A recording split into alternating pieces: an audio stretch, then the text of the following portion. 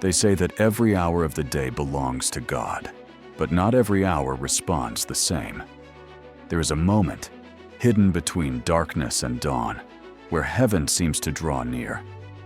A moment Jesus knew, a time he sought, an hour that shares its power with no other. And although millions pray, few pray there. Few understand what happens when the world sleeps and the Spirit wakes.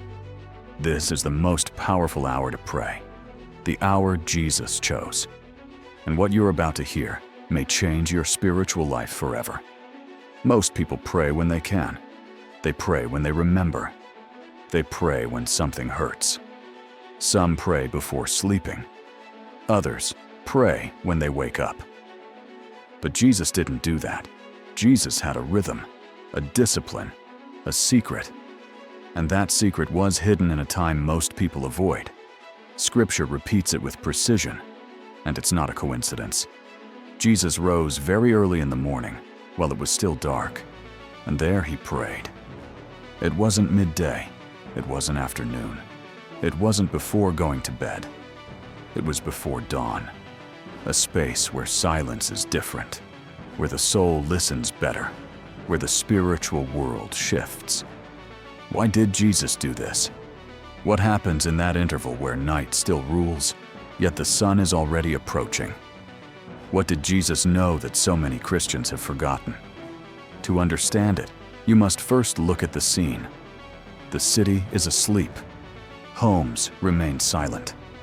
There is no movement, no distractions, no human noise interfering with the eternal voice. The entire world seems paused. But heaven does not. Jesus stepped ahead of the day to meet the Father before meeting anyone else, before carrying multitudes, before teaching, before healing, before confronting demons, before challenging religious spirits, before walking among wounded human shadows. He met first with the kingdom that governs it all.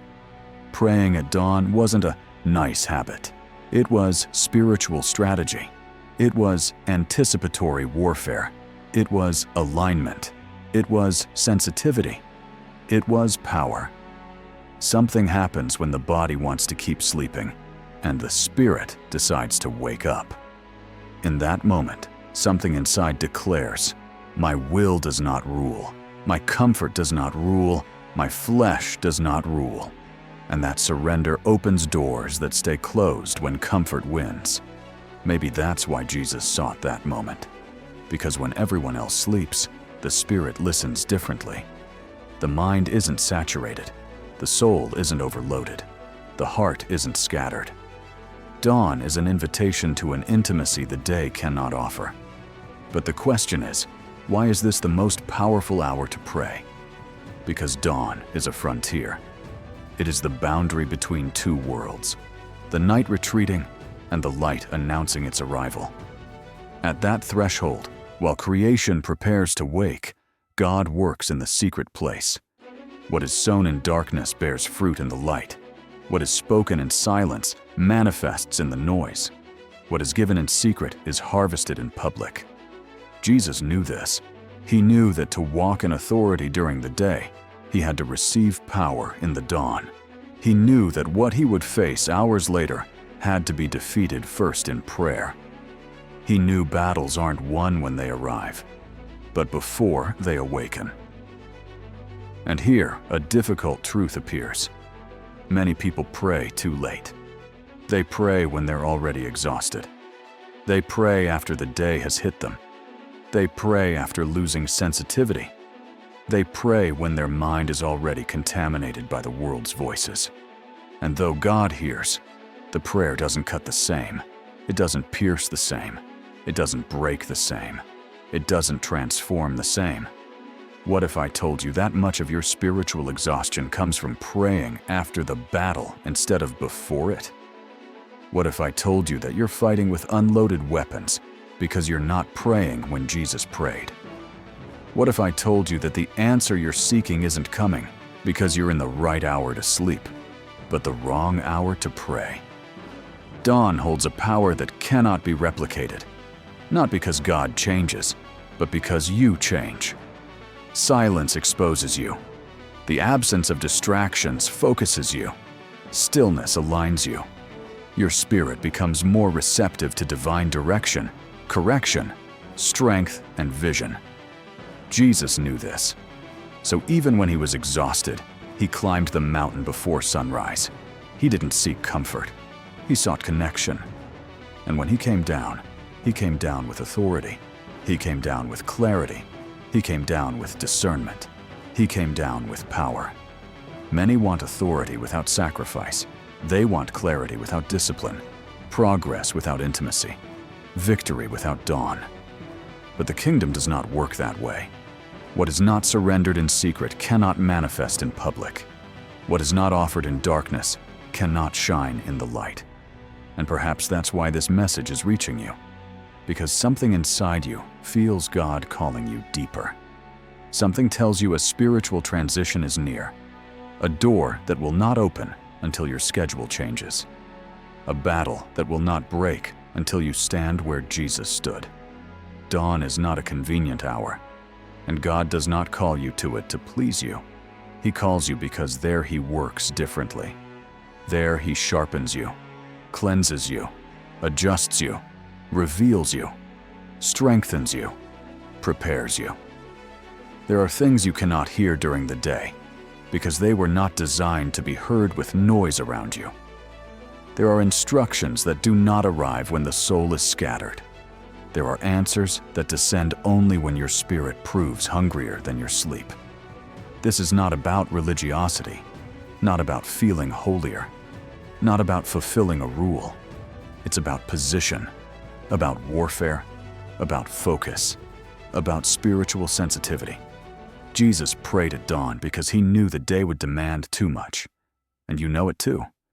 You know there are tensions, decisions, battles, burdens, voices, distractions.